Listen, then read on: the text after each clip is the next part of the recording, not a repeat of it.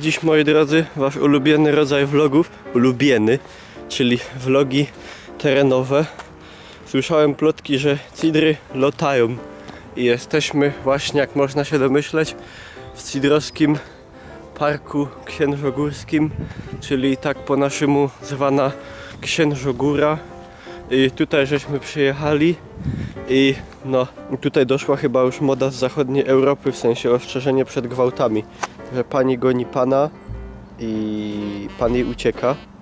A tutaj żeśmy doszli do wniosku, że tutaj znajduje się takie forum, jak forum Cidronum, i tu przemawia trybun ludowy Cidrów, a tutaj go ludzie słuchają.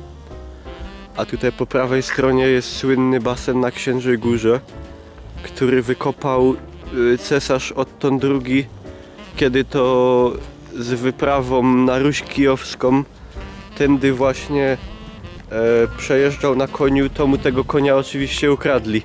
Tu jest, moi drodzy, taki plac zabaw. Tutaj rodzice, jak im się nie chce, to tu zostawiają dzieci i one skaczą jak małpy po tym wszystkim. O, właśnie idzie jedna małpa. A to jest te hasło, co mnie najbardziej bawi, jak ludzie piszą: ej Niklaus, powiedz rabarbar, a ja nie powiem. Nie dam się tak zrobić. W tym parku tutaj wszystko nie wolno, znaczy w tym placu.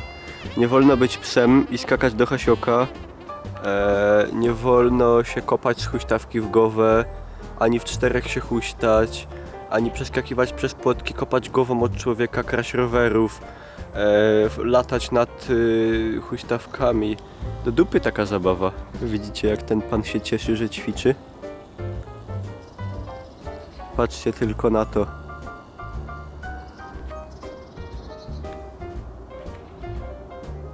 To jest ekstaza. Ale jaja. Moi drodzy, na Cidrach zachowany jest ostatni śląski dinozaur.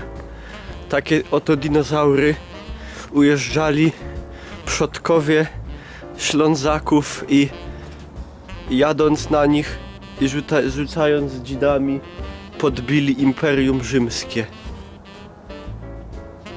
Ja tam się boję dalej rękę wsadzić. Aga, pogłaskaj go.